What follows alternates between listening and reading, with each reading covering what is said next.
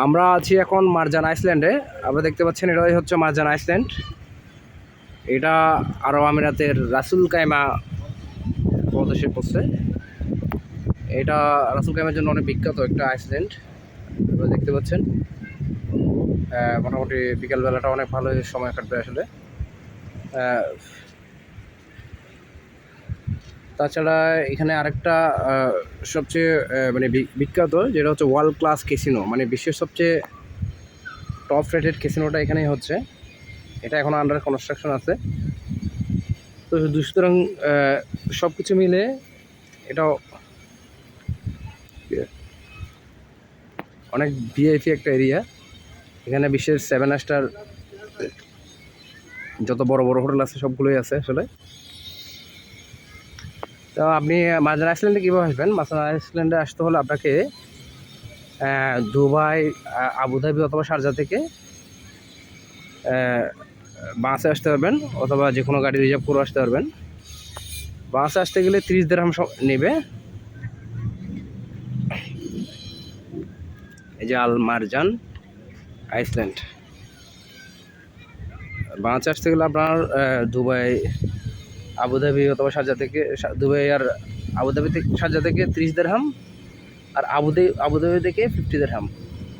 তাছাড়া আপনি যে কোনো গাড়ি রিজার্ভ করে নিয়ে আসতে পারেন। তবে আমি বলবো আপনি আবুধাবি ঘুরতে আসলে অবশ্যই রাসুল কায়মা প্লাস হচ্ছে মারজান আইসল্যান্ডের একটা প্ল্যানিং রাখবেন। কারণ এমনিতে রাসুল কায়মা এলাকাটা অনেক সুন্দর। আসলে আমি এর আগেও দুবাই, আবুধাবিতে 3বার আসছি। মানে দুবাই প্লাস আবুধাবিটা আসলে অনেক খিজিবিজি, মানুষ আর মানুষ, সবগুলো কৃত্রিমতা। ন্যাচারাল প্রাকৃতিক কোনো বাইক ওখানে আসলে দুবাইতে পাওয়া যায় না। প্রাকৃতিক আসলে কোনো ভাইবস দুবাইতে নাই, আবুধাবিতেও নাই। তবে এখানে আসলে আপনি ন্যাচারাল ভাইবস পাবেন। আজ সূর্য ডুবে গেছে, এখন সূর্য আমার লাইভ করতেছিলাম, সূর্য আসছে, এখন ডুবে গেছে।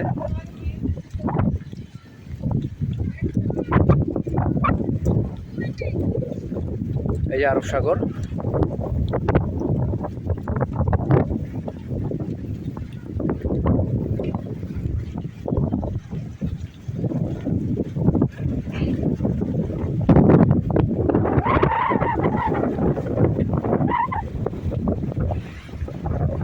অনেক বাতাস।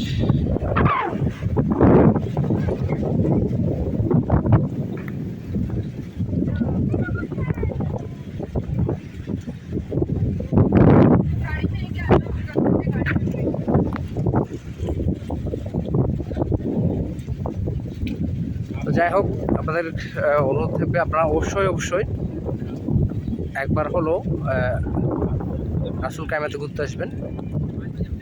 এখানে আসলে আপনি দিনে এসে দিনে চলে যেতে পারবেন, থাকার কেউ না থাকলে। আর পরিচিত কেউ থাকলে তো আপনি অবশ্যই, আমি বলবো 2টা দিন কাটানোর জন্য। এই যে আমার তালতো ভাই,